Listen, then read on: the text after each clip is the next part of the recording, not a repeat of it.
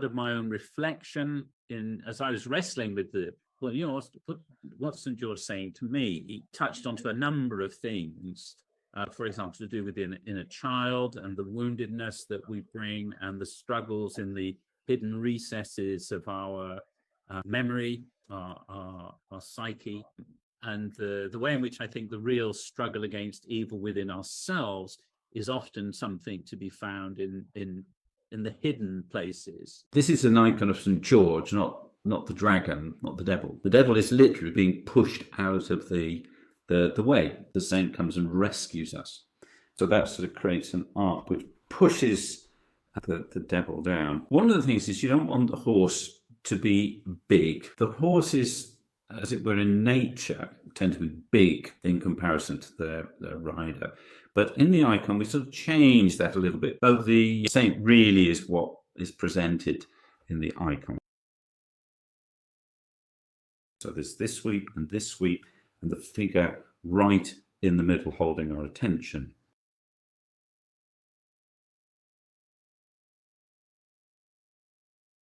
So we contain the dragon in this bottom triangle, and that makes the whole composition push down onto it. And then we've got St. George coming across here like this. He's got his arm coming out and then going up and then holding that. Now, one of the things of St. George is you quite often have a sort of flurry of a cloak. If I put one leg stamping down like that, the effect is to pull it right down into the center, really pinning the dragon to the floor.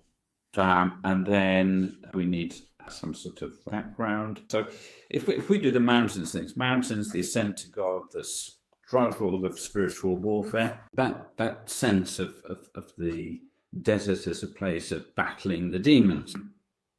However, that begins to clutter the composition a bit. So you become more drawn into the idea of a scene rather than meeting the saint.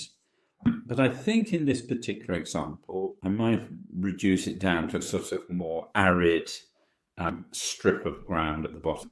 I sort of lay the desert, the place of the struggle at the bottom, which is where that's all taking place. But the saint here very much on the ark in the heavens, a heavenly figure drawing us up so that the focus is not on the dragon. The focus really is on the saint and where he's leading us to. So it's sort of a raising us up. It's victory. The tradition is the dynamic presence of Jesus in our midst. And it's, I think, an iconographer in some ways is like a priest. We're engaging with the faith of the church, the liturgy of the church, how it presents the saints, and articulating that with understanding, wisdom, and insight, reflection, prayer. And the particular medium that we're doing that with, we can say has an aesthetic.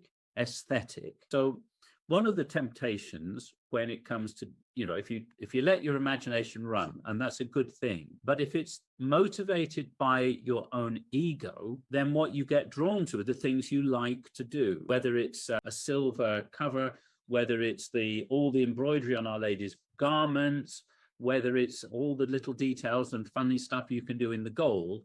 They throw all their energy into that, and as a result, the saint gets sort of lost under all these accretions. So from my way of thinking, you have to challenge yourself when you're doing a design, that you're not just indulging your own likes, but you're really becoming an oracle of wisdom, where you really listen to the wisdom of the Holy Spirit, presenting the saints through the work that you must do. Now, one of the ways that to bring something else in, and then any sort of questions and stuff you might like to have. As those of you who've done courses with me before know, I have a thing about geometry, and it can be very daunting for people because they see all these squares and circles and lines, and it can get really elaborate. So I really do understand where people say, oh, I really don't like doing all the maths and all this sort of stuff.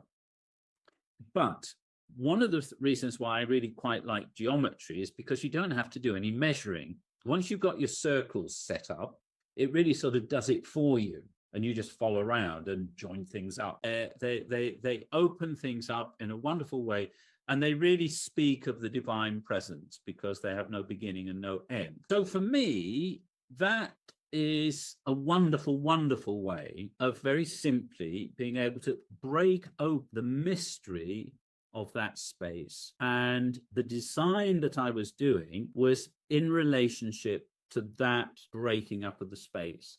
And if you notice the way in which the sort of design of the horse and so forth, I was really going with the sweep of the circles, which really holds the whole space together.